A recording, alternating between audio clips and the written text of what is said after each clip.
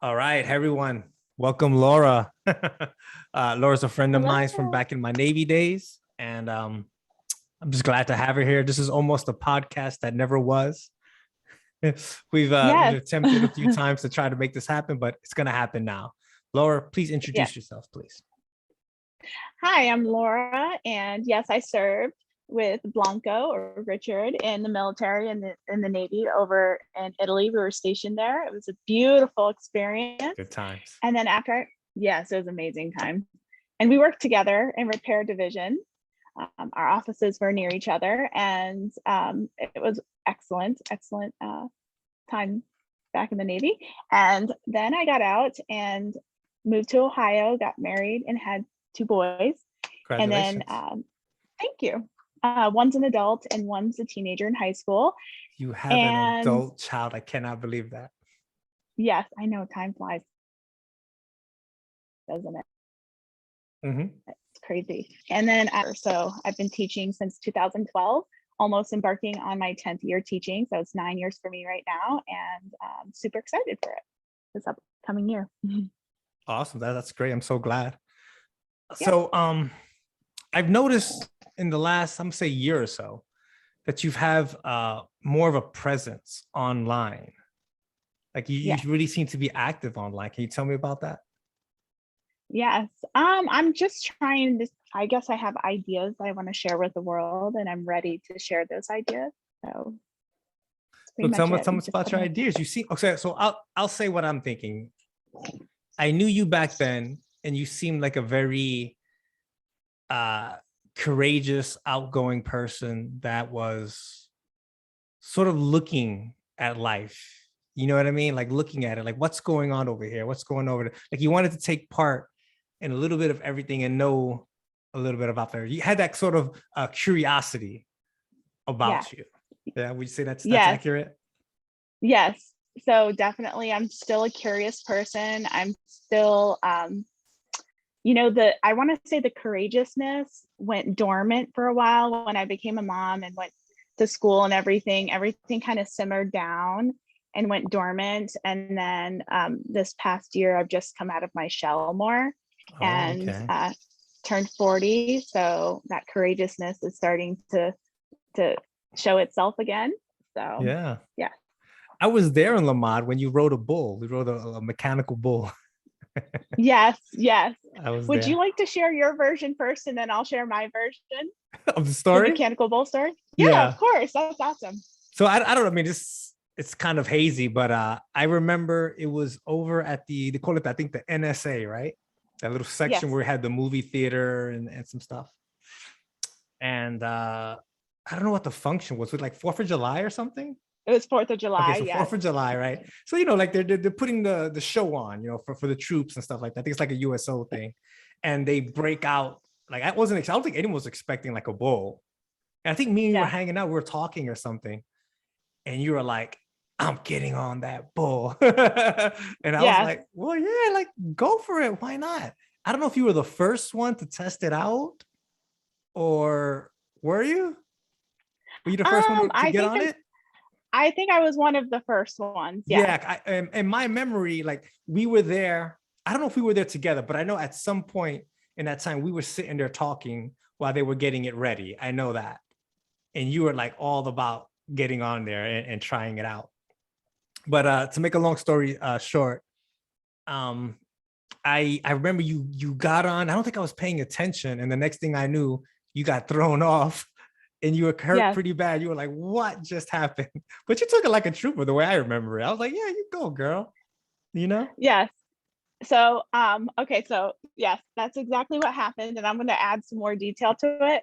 So so it was in the middle of July, hot Mediterranean heat. The bull had leather on it, so it's very slippery. Uh-huh. And so like I had short shorts on with sunblock on, so everything was slippery. And when I got on the bull, I was determined to stay on it as long as Yeah. possible. Like I was like, I'm gonna ride this thing and I'm gonna make sure I'm on it for a long time. And so what happened was there was an Italian man operating it and I was on it too long. So he kept revving up the speed To to try get to you throw me off. off. What Yes. a nice And guy. so I know, right? And so he put it to like, I want to say top speed, and it Wow. flung me off. Like the bull just turned such a way that it Yeah. flung me, and I cleared the air mattress and hit the back of my head Wow. on pavement. Yeah. And instantly I had a hematoma the size of a tomato on the back of my Wow. head. Wow. And if you've ever, yeah, I know. And so I suffered a concussion or whatever you want to call TBI from it. And Uh-huh. I was hospitalized. But Wow. so yeah, it was crazy. And I remember seeing, like, the funny thing was my head hit the pavement first, but Uh-huh. I didn't even feel my body hit the pavement. I was knocked out that fast. And Wow. when I came to, um, I remember this woman next to me, and she like put her hand under my head, and she's like, I think she cracked her head open because she thought it was my brains, but it Yeah, was yeah, yeah, actually yeah. a huge hematoma. Yeah. And so I remember I got scared and I tried to get up. But if you've ever seen boxers when they like get knocked out, it's like they can't get up. I So it's got like there at that everything. point. Yeah. You were kind of getting up, kind of woozy. That's when I remember seeing you. Because I don't remember seeing you getting thrown off. Yes. And so then that was pretty much it. And then I went to the Italian hospital, and that was very interesting because they have a different way of running things over there than Hmm. American hospitals. So like they had like I had to have a representative like bring me stuff like toiletries and things like that because the hospital didn't provide those Didn't things. provide it. That's crazy. Yeah. Yeah, so it was interesting. But yeah, that was good times. Yeah, I was nicknamed Bull Riding Mama after that. So everyone would be like, "You're the bull riding mama." I was like, "Yeah, I guess I am." That's awesome. Yeah. Yeah. And you know So what's crazy though? what? Like right when I got checked out of the hospital, it was my duty day, and they had me standing watches, like weapons watches. Oh yeah, Like, Army, Navy, they don't care. You fit for duty? yeah, Let's go. Time to roll. yep, yep. They're like, okay, you got checked out of the hospital, you could stand watch. And I literally was like holding onto the railing because I was like that woozy. It took a while for me to get my center back after that, but yeah, that was I fun time. bet. I bet. But I always kind of held you in high regard, not just because of that, because of the. I mean, we didn't spend a whole lot of time together. We weren't like the closest of friends, but I remember every time we would see each other, we'd talk and we'd have good conversations. You just had that kind of like personality to me that I was like, wow, I really like Laura's like her style, like her vibe. And Thank you so much. yeah, yeah, and now that I've seen you, post so much stuff, it seems like you're sort of on a like a spiritual quest. Am I Yes, accurate? absolutely. Tell me about that. Absolutely. Okay, so I don't know how long this will take and what That's direction it'll go fine. because I'm like Yeah. super eclectic. But initially, when I started doing yoga, I did it as a fitness activity to like improve my flexibility. And at the time, I was working in a school where it was like high at risk population of students, and it was very stressful. Mm, And I noticed that on the days that I practiced yoga or the day following, I was more grounded in my teaching and more relaxed. mm, So I saw how it transferred over to my teaching, and I was like, wow, this is really cool. So then that's when I started really getting serious about yoga classes. So then the lady that was teaching us at the time had stopped teaching at the gym. So I had to find another teacher. And the teacher I found taught Ashtanga style, and he did it more in like a modified way. So I started going to his class, and then I just really got into it as it was a fitness activity, but then it was also restorative at the same time. mhm. And then everyone's like, "Oh, you're so obsessed with yoga and into it. Like, why didn't you go to yoga school Yeah. and become a yoga teacher?" So I was like, "Okay, cool." And so I was thinking about it to teach at gyms and stuff like that. And so I went to Costa Rica because I'm obsessed with the rainforest, and obsessed with I'm just obsessed with the rainforest. So I was like, I'm gonna go to Costa Rica, go to yoga school. So I went to yoga school, and long story short, there we had to meditate anywhere from like an hour and a half to 2 hours a day in the morning, first thing in the morning. Jeez, wow. And I had zero experience with meditation at that time. And it was funny because I was terrified because I was a female traveling to a foreign country by myself. Right. And where it was located, it was in a remote part of Costa Rica. So there were so many different channels of transportation I had to take. I had to go by like bus, airplane, like all the, All by car. yourself? So yes, by myself. Wow. So, and barely speaking Spanish. It was kind of scary because I didn't know what I was encountering. But so going in there, I was like a bundle of nerves. But then leaving, I noticed how the meditation practice really impacted my overall like brain function Uh-huh. in terms of anxiety, because I'm a high functioning person with anxiety. Mm-hmm. And so when we were leaving, it was like I was the chillest person ever. Mm-hmm. And like, to tell you how chill I was, one of the flights that we had to take, it was a small plane that fits like maybe 10 people. Mm-hmm. And in Costa Rica in 2017, you can Google it, there was a huge power outage throughout the whole country. Mm-hmm. And so it shut down like all the planes and everything, and all the flights got delayed and everything. And I remember sitting in that little airport area, and it's a tiny little, it looks like a bus stop actually, but in that area, and everyone's freaking out and everyone's trying to make phone calls and figure out how to, because they're connecting flights were all getting messed up. And I remember just sitting there chill and just smiling and in like this center of bliss. And I almost feel like some of the people that were around me were kind of offended by that, because they were like, why aren't you freaking out? Like, this isn't a joke. This isn't funny. Like, our flights are getting messed up and, whatever. And I just rolled with it. And then when I got to the airport, like all the screens, because the flight ended up showing up late, like I want to say 2 hours late. Mm-hmm. And then there was something with our connecting flight going to wherever. But anyways, like the whole thing was like, going through that, normally I would be freaking out, but I was so chill. So then that's what led me to really take meditation seriously. Mm-hmm. And in yoga school, our teacher said, if you want to fast track your spiritual evolution, look into Kriya Yoga. So I, was so enamored with the idea of meditation. I wanted to further my practice. I took a meditation course that was like 6 weeks long. And then I started looking at Kriya Yoga like centers that were close by, and we have 2 that are within an hour distance from my house. So I decided to get initiated, and that was a point where that was the transformation between like yoga and meditation as a practice for fitness or health switched over to spiritual. Yeah. And ever since then, being under the Kriya Yoga International organization has really helped me with that. And then ever since then, I've been such a workshop geek. Like I literally will look up all Just kinds trying of to learn as workshops and much as you classes. can. Yes, from different teachers. And so I don't have like anything pinned down that I'm particularly like aligned to, but I'm just trying to draw from. Uh-huh. So recently I did this Tony Robbins program in the Mm. spring, and there was a discussion on meditation, and there was a person that kind of reached out to me and said, hey, would you like to do a quick meditation? So I said, sure. And this person happened to be a shaman. Mm. And I had been kind of looking at shamanism prior to that, but not really serious about it, but doing meditations and things like that. And so anyways, I did meditation with him, and it was a short meditation, but it was like instant bliss. Like I just saw such a good experience from that. And I started coaching with him.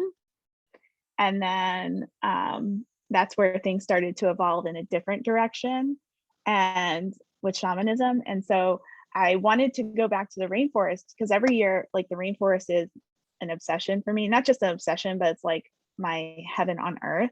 All right. And Your little slice of paradise or something. yes, so typically I go to Costa Rica, but this time around, everything with COVID was kind of put a wrench in all the things I wanted to Okay. do. So I talked to my shamanic coach, and he suggested a retreat in the Amazon with the Yawanawa tribe. And so I signed up for that. And then I met him the second half. So I went to Brazil this summer. So then that kind of Awesome. shifted everything. So that's the long story short. We have an old Navy buddy who's a shaman, Yes, yes. Christian Chris Gearhart. Gearhart. Yeah, I've had him Yeah, on the show a yep. few times. That's awesome. Yeah, it's Yeah, I fascinating. kind of followed some of his stuff because I know he's with Blue Morpho, I Hmm. believe. Yeah, Blue Morpho. Yeah. And I think he's back in like the modern area. Like he's not in the rainforest so much. Like I think he's back in the modern world I don't doing know. The last something. But podcast I did with him, he seemed like he was out somewhere, just with like oh, stuck out really? somewhere with a bunch of guys in the middle of nowhere. Yeah, that's what it seemed like. That's I don't awesome. know. I didn't ask for That's his grid awesome. coordinates or anything. Yeah. Yeah. So thank you for sharing that. I just wanted to comment a little bit on that. That I think, Yeah. the comments I made about you before about being courageous, daring, open-minded and curious. When you go on a quest like you did out there by yourself and all this stuff in danger, like maybe not really real danger, but somewhere in the back of your mind, you're like, hey, where am I? What am I doing? When as a human being, when we put ourselves through tasks like that, we evolve, we become, more than what we were. I don't want to say better because I think, every journey you learn something from, and you should be a better person after it. But I have seen where people, because of one reason or another, they just sort of focus on the negative.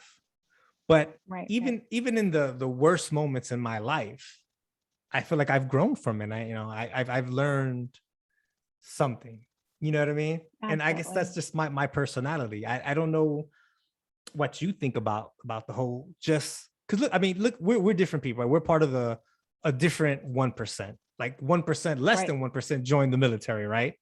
We Yes. literally Yes. sign our lives away to be Yes. possibly in danger. You know what I mean? But we do it. I think we're a lot of times searching for something. And I Hmm. know I was. And I think maybe I felt that sort of kindred spirit with you even back then.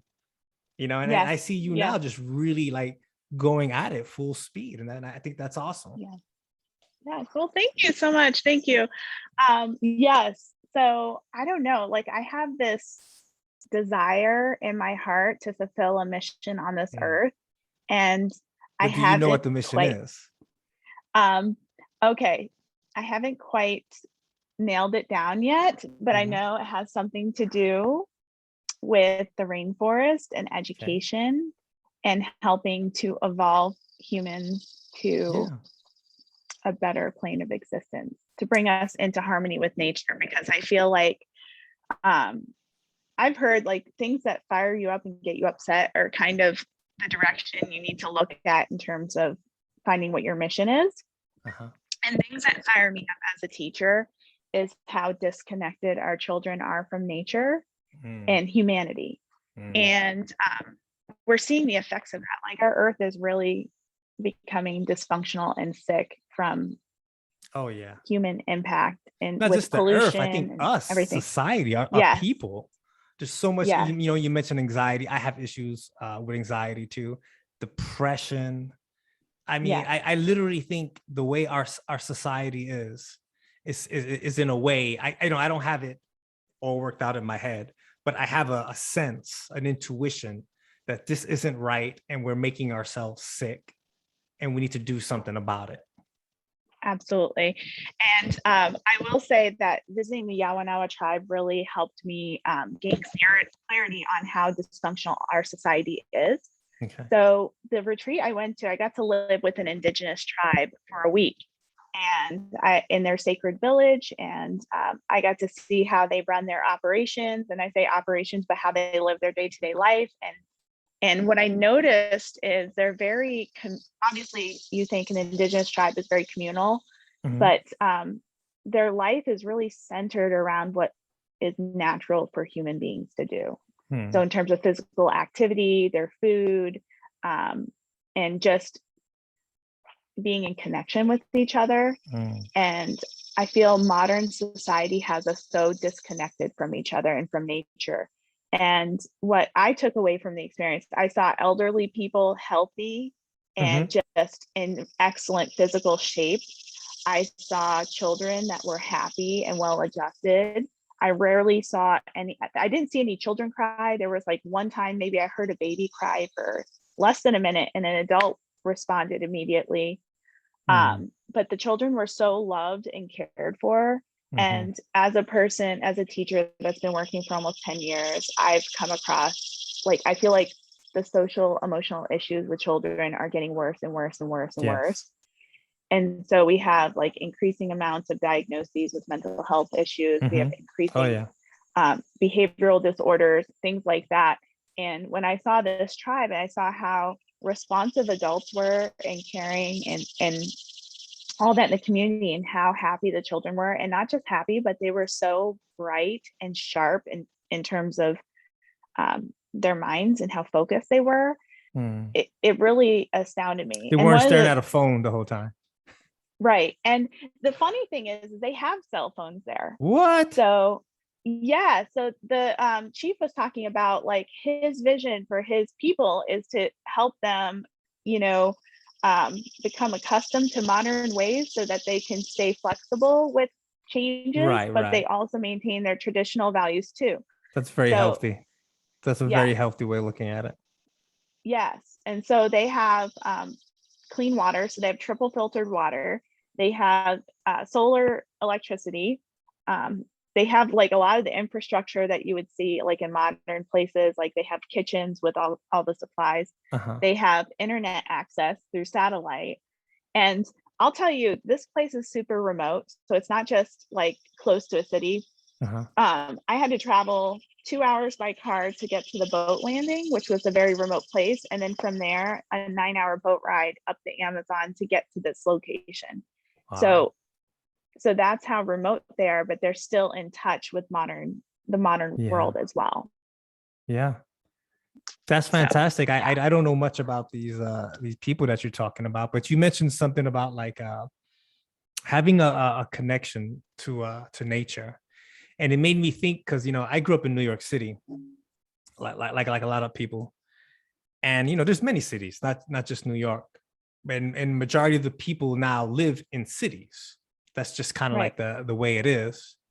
But I think that as human beings, we forget that we this the earth in its natural state doesn't have a city.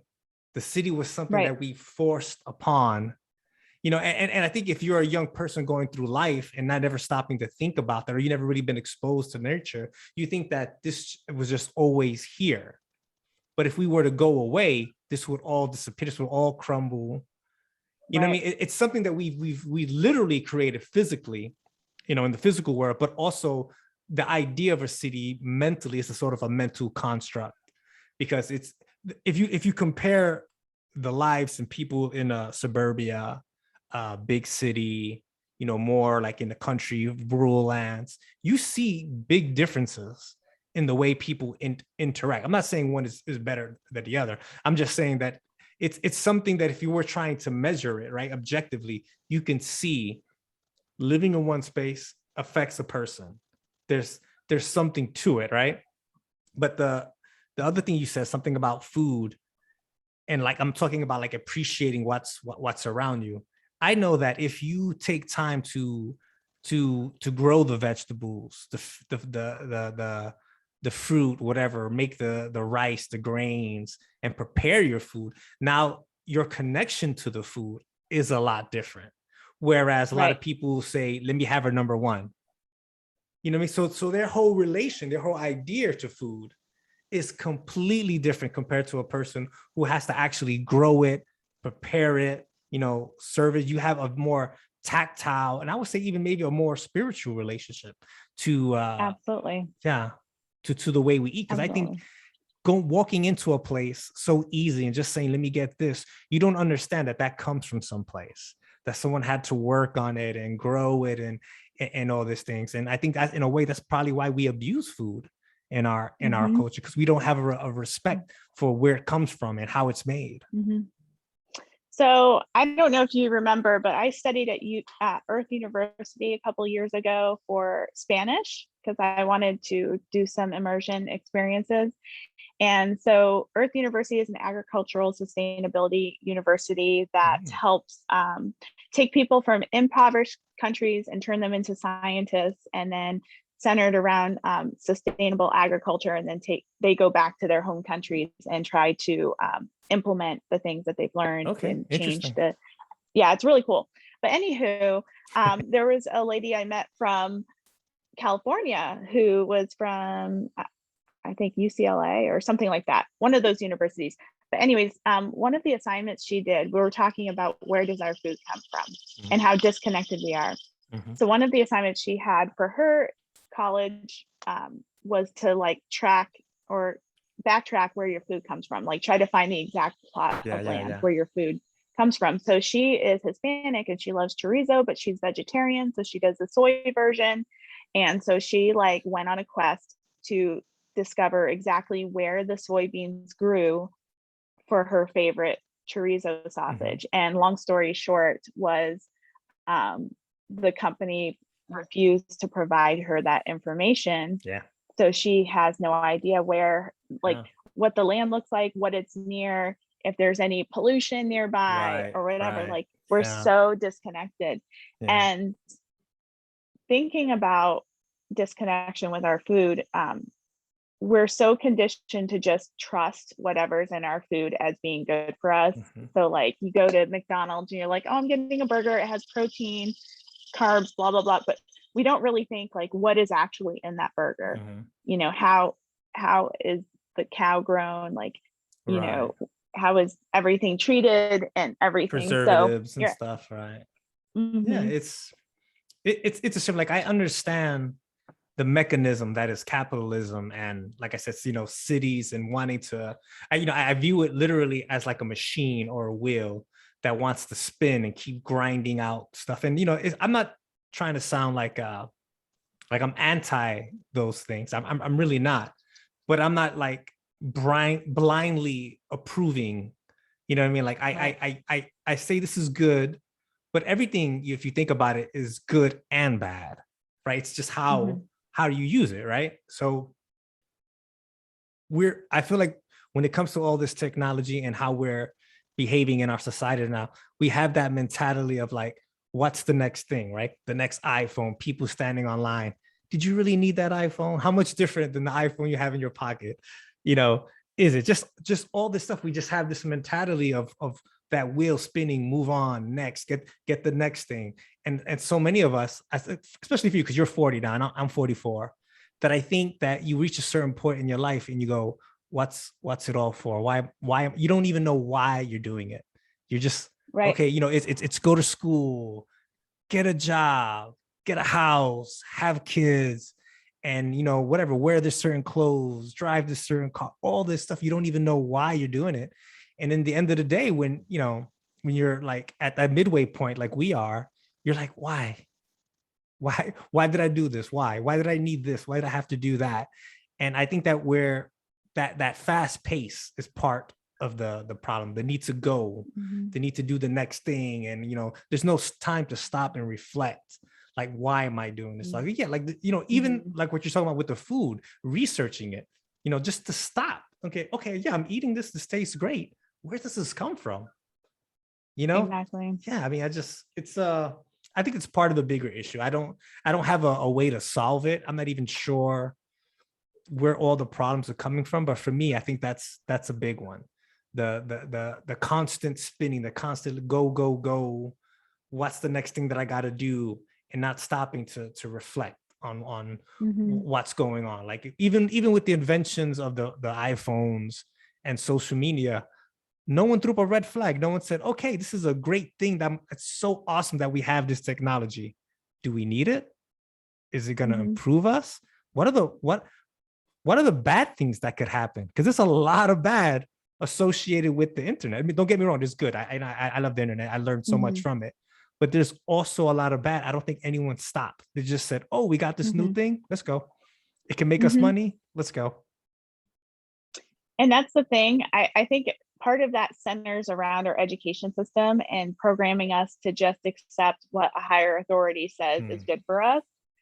And so when we're looking at advertisements and everything, we're kind of using that as our gauge as whether or not something is credible or not. You know, we're a media Mhm. saturated Right. society. If they tell us it's And okay, then it's okay. yes, yes, like Right. Tootsie Rolls, right? Like I used to think like before I started really questioning my food, like I would think like a Tootsie Roll was safe to eat, it was fine, there was nothing wrong with it. But look at the ingredients, Oh like my God. it's All that just stuff. yeah, it's a Soda. chemical storm. Soda's got so much Exactly. stuff like Mountain Dew. Oh my God. Yes, yes. And so like, we just think things are okay. We don't really question it because somebody else must have looked into that Mm, instead of us looking into it. Like mm. it must have been approved by the FDA to eat that so it's healthy or safe or something like that. Even like the diet food, you know what I Oh mean? yeah. Like that are Some of that's marketed as real healthy. bad. Yeah. Yeah. So I'm all about questioning authority though. Yeah. I could So tell that. Like I could yeah. tell that from you. So I just want to take a second to thank you for being a teacher, because I think that's probably one of the most underrated jobs out there. You know, when I see stuff about like actors making all this kind of money, or athletes, which, like I said, I don't really have a problem with them making that money. Like if someone's willing to pay it, awesome for you. But can't we pay the jobs that really matter, that are really, can't we pay these people more? And it seems like whenever budget cuts come around, you guys are the first on the chopping block. And then after Yeah. that, maybe police or hospitals or medicals. I don't know, but you guys are always number one. Oh, we could Hmm. take the Hmm. money from here. And I'm like, Yeah. why? Why? Educated. I thought we are supposed to be having a well-informed society is what the founders of this country were talking about when they talk about building this democracy, well, a republic, in the constitution, all that stuff. We're gonna have a well-informed um, voters. And Hmm. why do we take the money from education? Why are we still educating people the same way we have for like the last 100 years? Hmm. Well, I have to disagree with you. I kind of Okay. feel like we've shifted away from a democracy and we live more in a corporatocracy. Oh yeah. And if you're living in an environment that's, basically dictated by corporations, do they Money. really want people to question what they do and how they do their business? They just want Yeah. people to look at a 30-second ad and buy their product. They don't want people to question things. True. So education is kind of, I'm going to be completely honest, moving in that direction. It's very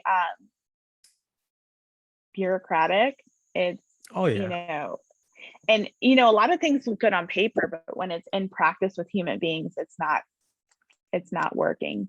So we have a lot of corporate interests dictating policy in America, and that policy then gets passed, and then we are left with trying to make it work with human beings. And that's where I'm very frustrated with the education system, because we're teaching children, and you know we're teaching them in ways that are not developmentally appropriate, but it's Mm. dictated by this government entity that's aligned more with corporate interest, and they're trying to push their agenda, and then you're left in the classroom trying Yeah. to make all these things work. So it's yeah, it's it's part of that wheel or that machine that I was talking about. It's the system.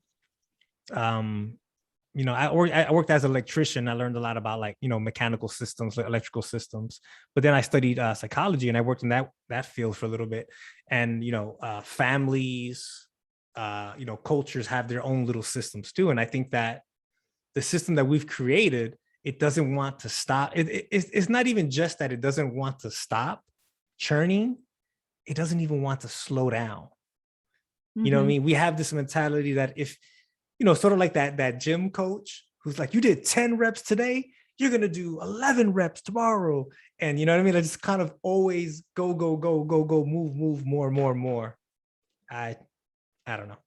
Sorry, I'm on my You know what I soapbox. no, you know what I would do if I were president? I would have the students evaluate the programs in the school. Oh, that's a great concept. Oh, tell me more. And because I feel like um, a lot of stress. Okay, so basically, in the education world, everyone has like this product or package they want to sell, and they have this gimmick, and they try to connect it with all the buzzwords in the Mhm. industry and educational, whatever's the It's leading marketing, yeah. buzzword. Yeah. And so they sell it and they pitch it, and it sounds good to grown-ups, but then when you put this in front of children, Mhm. it's not child centered or focused Mm. programming. So that's why if I were president, I would say every child is going to evaluate the educational programs, and they're going to dictate what works for them and what doesn't, like have their voice be heard, because I feel like we push all this stuff on kids. Mhm. And one big example was when I went for my second master's degree in special education, and one of my internships was in an elementary school, and there was this math program that's supposed to like be stellar in improving state standardized test scores, right? Mhm. And I remember one of the most distinct memories I had from that experience was watching the classroom of second graders and how they were trying so hard to stay focused on the content. So you had kids like hugging themselves and they're rocking back and forth, Mhm. trying to stay focused because their bodies want to move. Yeah. And attention is all over the place. And it was like, it was going against the natural energy of a child. So they're Mm. like trying to like force themselves to Yeah. focus. And what came to mind, I know this is a crazy analogy, but if you remember Geraldo, when he went into that hospital and like kind of saw like, there was this thing where it helped him become like famous, but Yeah, he yeah, did yeah. this When he went investigative to the report. psychiatric hospitals, he reported all the atrocities that were going on in there. Yes, yes. I almost had a sense like there was a little bit of a tinge of that type of Ooh. flavor, because I felt like I don't know if you know the educational philosopher John Dewey, but I'm all about child-centered education and allowing them to be in the center of their educational experience and to determine their focus They and should what's at least in relevant. some way have a word of it, some sort of Yes, because we do that with our kids. We're like, okay, we're the parents, don't get me wrong, like we're in charge. But I feel that, in any sort of dynamic with interaction with people, if the person feels like they don't even have a say in what's right. going on, you know what I mean, then that whole system is just doomed to fail. I'm not saying that they get to push the parents around, but you should listen to them. They should have some sort of input, into the whole Right. thing. Absolutely. So, just thinking about how the program is, it's so like driven on, we got to focus on these standards, we got to make sure that these kids are meeting these targets, da da da da da da. But like nobody's actually like looking at the children's like signals of how they're taking in this information and how like they're responding to it. And so like you'll see, kids are trying so hard to stay focused in class, and that energy is being wasted, I feel. Okay. If I were to redesign education in America, I feel, oh, I shouldn't say feel, it is a big value for me that Uh-huh. play would be the center of education for children It's the because they best do way it to so learn. naturally. Yeah, Playing is there's a lot of research on that. Even in my field, when I was right. studying psychology, the best way to learn, if it's like I'm trying to remember one of the studies that they did. It's not exact, but I mean, you'll kind of get what I'm talking about, where they Mhm. did the every time you read a book or you complete a certain task or whatever, you get like a star. Yes, So when you do that, kids will kind of in the beginning be like, oh yeah, I want all these stars, but then they'll kind of burn out. But if you just do it yes, just to do it, because it doesn't seem like work, it's just something that you love doing, then the product produces far more than just I'm doing it for this star. You're doing it for right. intrinsic reasons. Exactly. So thinking about that, how play is so central to learning, right? Video game developers have discovered this, Mhm. and they could capture the attention and focus of Oh kids my that God, supposedly have attention issues that's the new for heroin. hours on end. I call Yes. I call video So, games the new heroin. yes. So how is it that video game developers know this, but not people that are experts in the field of education and because dictating our because they policy? they hired all these. I had professors who were they're high level psychology professors, and she said one of the professors that they wanted to hire her, and a bunch of her friends did, and she didn't go. Well, maybe she did work for a little while, but basically what they were doing Mhm. was pushing it farther and farther. How can I make it more and more addictive? And she was like, "Is Right, that what we should be doing?" And right, she quit and she went a different route. But all her friends, she said, are filthy rich now.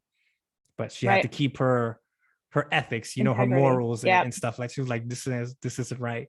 Even with food, they're doing it with food. The combinations of like Yes. salt and fat and sugar. How can we make the people want to keep coming back for more? It's that addictive Absolutely. principle. That's true. I agree 100% with the idea or notion that we're an addicted society. And we are Mhm. addicted. We're addicted to technology. We're addicted to our food. We're addicted to everything.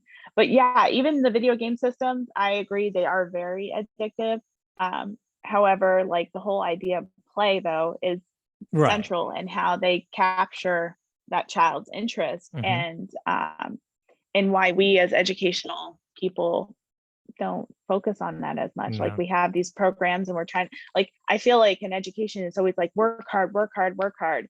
And yes, you work hard, but you don't get as much done as if you play hard. Like Mhm. imagine if you're like in your element playing Mhm. really hard, how far you go with that Yeah, versus, definitely. going against, there's always a level of resistance when you're looking at something as work. And Alan Watts has a discussion on like the idea of work versus play. Like, Mhm. why do we have to work hard to make money? Like, why can't Yeah. we do something we're passionate about where we can spend 16 hours doing it and be totally in love with what we're doing?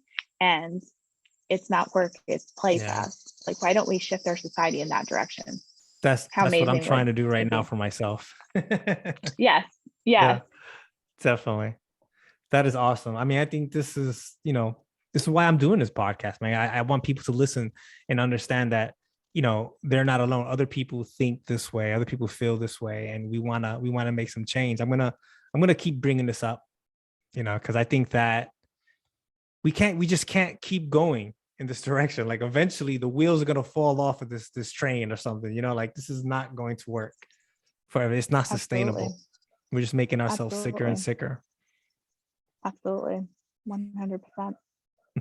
Yeah, All right. Well, we're running out of time. Let's switch the conversation. Um, sure. way back when we started this talking about this stuff, I had posted something that I don't know if you were upset about, but you were kind of like saying like, oh, maybe that's not that funny or something like that. I posted something about a guy who hit a woman. Now, in his defense, this woman was trying to stab him. Right. But I don't remember the whole context of the story. But I remember people kind of trying to jump on you, like, like, oh, why is she saying? I'm like, no, like she's got that right to say that. And I think that's part of the problem.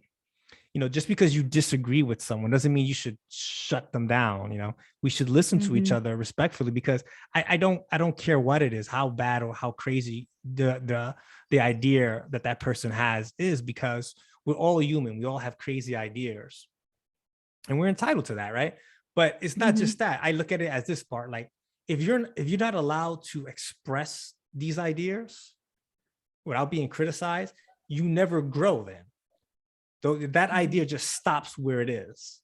But if you have an idea, and let's just say it's a bad idea, like I talk to my wife, hey honey, what do you think about this? And she'll feed back to me, and I get to know, well, maybe that wasn't that good. But if you don't get to do that, right, then you're stuck there at that. And people Right. aren't being allowed to grow because of that. And I remember like, okay, I Right. wanted to have you on and some other people, like just kind of like talk about that, because it seemed like you felt strongly about that. Do you remember Hmm. that situation? Yes, I remember it very clearly. I just want to add a disclaimer about the idea of discussions. And I don't know if you remember this in La Maddalena, but I used to have a group of people where we would sit and debate topics, like random topics, sitting Why wasn't I at a invited? cafe drinking. Why wasn't I I invited? wish. I wish. I'm gonna have to, like find out where you're at, and maybe if you're in the Navy area, maybe we can get some Navy peeps together and do Yeah. this again. Um, but anywho, like the idea of just like, I love to argue just for fun. Yeah. So I used It's to fun. argue a It lot could be on, fun. Yeah. yeah. And I love like taking an unpopular idea and really defending it just Hmm. to get people to stretch their thinking, Yes. because we get in our comfort zones, and we tend to be super biased on whatever we think is true or right or whatever. And we don't really stretch our thinking. So I love to engage in debates just to stretch other people's thinking and my own thinking. Yeah. And so I remember that situation, because what it was a subway. It was a man and a woman in a Yeah. In a subway. The subway, woman was making like fun of the saying man or something. disrespectful Yeah. things. Yeah. And then something happened where it started getting physical. And Mhm. then he like hauled off and I think punched her in the face. Yeah. And I felt it was excessive force on his end. Mhm. And a lot of people are like, well, you know, women's equality, blah, blah, blah. And if you come at a guy like that physical, you're going to get what you get and this and that. Like that was like the Yeah, yeah, basis yeah. of the The argument, conversation. yeah. Yeah, but I felt like it was excessive force and like the damage that he could, because like he punched her in the face, like you saw her neck go back, and I'm Uh-huh. like thinking she's gonna have neck problems for the rest of her life Yeah, I over remember this you saying that. incident. Okay, yeah. Yeah, and just thinking about his size, because he was like I want to say He was 2 feet seemed like a taller than big her. guy. Yeah, yeah. Yeah, and he just hauled off and just punched her in the face. And yes, she triggered him, and yes, he had excessive force. I was thinking, because you look at power dynamics and size, and yes, like you could say women are equal to guys, but like if you think about his size and his strength compared to Mhm. hers, it's like, you know, it's not an equal game. You know what I'm saying? Oh Like I yeah, could see if it's a woman that has equal strength and size and she definitely, comes at him and definitely. he, you know, but it was like there was a definite imbalance and Mhm. power in that situation. And yes, her bark was louder than her bite, but that didn't deserve her to be assaulted in such a way that Yeah, would cause like serious damage for the rest of her life, which yeah. I felt compassion for her, even though she was in the wrong and she was the aggressor. And I understand everyone's perspective on that. Mhm. But it just made me think about how sick we are as a society that we can't discuss disagreements in a way that doesn't resolve itself without violence. Yeah. So, centering back to the Yawanawa tribe, I had witnessed a 3 and 4 year old have a dispute over a toy, and they Mhm. both wanted to play with this toy at the same time. And I couldn't understand what they were saying, but I was watching their body language and how they were negotiating amongst themselves, communicating in a very healthy way to then come to a compromise to share a toy. And anyone that works in like the child development field, whether you're a preschool teacher or teacher or whatever, that's a very rare thing to see a 3 and 4 year old Right. discuss something and come to a solution without adult intervention. Yeah. And how is it? And the reason being is that they witnessed this from the grown-ups around them. It's a part of their culture.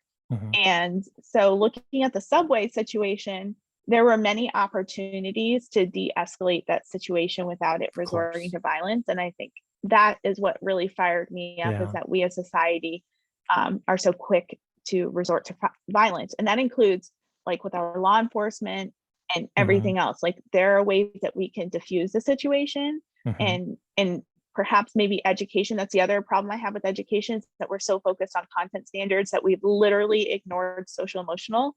And social emotional is getting so bad with our children that it's just becoming an epidemic. Actually, it is an epidemic. Yeah. And so we're not teaching them how to be, you know, functional human beings. We're so focused on Do making we sure we, know though? Like how can you teach someone you don't know? I'm not sure most adults really know how to have these types I had it, of I discussions had it, and to resolve issues that way. I would say personally, like developing a strong meditation practice and developing compassion. Uh-huh. And you'll be more intuitive as to what your response is, Mm. because if you're reactive, like you send off signals before you even speak.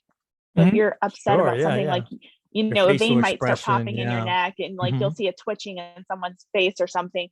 And that kind of gives the other person a signal. So then they're going on guard. And then that's where things. So like if you're more calm, I think that helps. And then I know in New York City, like when you were talking about anxiety as being something, I think that's part of their culture. Oh Everybody, yeah. they Everyone's call kind of it fast neurotic. paced. Yeah, Yeah. Oh yeah. everybody has anxiety in New York City. Yeah. And so that's another thing, that they're already on edge. So, you know, I would say the push should be, you know, whether it's grown-ups, children, whatever, in schools, like everyone needs to start looking at being more So calm. I agree with you completely. I mean, there's 100 things that we could probably do. I don't know if people have the will to do it, but I wanna pivot on that though, because when that Mhm. happened and we started talking, you and I, then other people started like getting involved. It just reminded me of the this powder cake, that this atom bomb that our whole country seems to be sitting Mhm. on, which is, the politics, the right and the left. I mean, look what happened in Congress, all the stuff that's going on. Is there's sort of a new civil war, I feel, Right. because of the nastiness. I felt like people were coming at you for your views, because they identified you probably with a certain party. So, oh, she's a lefty or something like that. You know what I mean?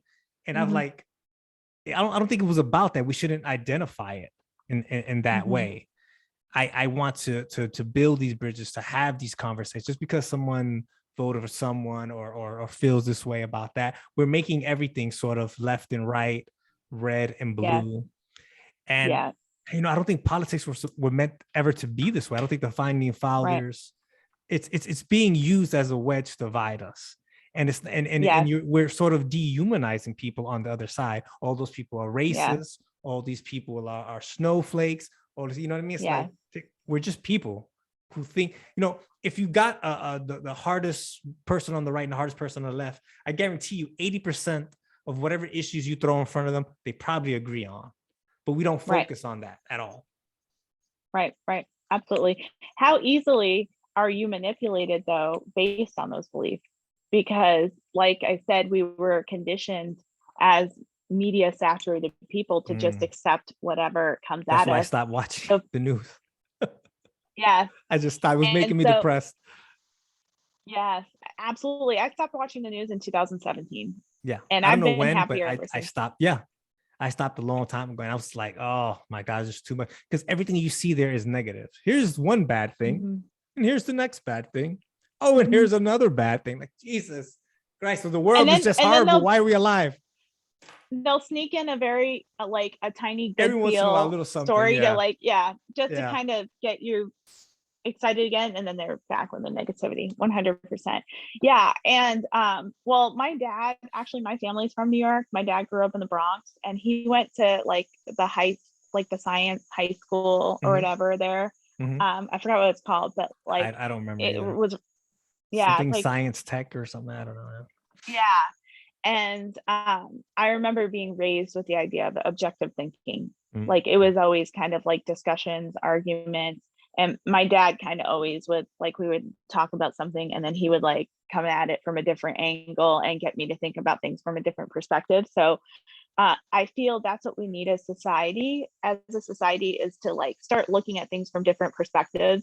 And when I taught science, I would teach debates. And the reason being was not to teach the children to pick a side and to argue it, but to really evaluate both sides Mm. in the most And expand objective way. their perspective on the whole thing. Yeah. We need to do it. Yeah. And that's what we've lost as society. In Europe, I don't know if you remember, but Europeans would discuss politics and they get fired up, but then the next second they're like happy and arms around each other and like loving each other. And in America, if you even say something remotely different than someone, like, Uh-huh. they'll delete you off Facebook and Yeah. like never talk to you again and hate your The whole guts. Like, Donald Trump thing, I've seen so many people get deleted. I've seen so many people start screaming and yelling and saying nasty things. I was like, Jesus, wow. That was really bad. I mean, don't mhm, get me wrong. Wasn't the best guy, but I don't think we should have taken it like that far. If you don't right, like him, vote him out. right, That's it. exactly, exactly. Yeah. And so, yeah, we've become very divided as a society. And in that sense, it's, filtered down into our children, and our children are internalizing things. And Hmm. it just makes me concerned about what things will look like 20 years from now, 30 years from now, if I'm very we're, worried. yeah. Someone So, said on what, I can't remember what show it was, but someone was talking about historically looking at coup attempts historically, right? He said that mhm, historically, that there's usually one or two failed attempts before the one that actually succeeds. He was sort of like giving us a warning, like, hey, be a heads up, like mhm, what's going on in the world, pay right, attention. I find what happened very shocking, to believe that people just rushed in there like that and did that, right. challenging it like that. I was like, man, it's scary. It's scary because I thought we were better than that. I thought we were, that's the kind of thing that didn't happen in our country, but apparently it Well, does. I will say a lot of people think that news makes you informed and that they're Mhm. selling information, but really they're selling fear. Yeah, And the fear is what gets people to be motivated to act true, without thinking. true. And it really activates your central nervous system, and Mhm, it's fight or flight. And all of the logical parts of your brain shut down when you're activated in fear. mhm. So think about that when you're watching the news and what's happening to your logical side of your brain. And that's why Yeah, we have all these crazy things happening, at yeah, least my personal opinion. you're probably right. Laura, Yes. thank you for coming on my show. Thank you so much. Thank you for having me. We'll have to do this again sometime. Definitely.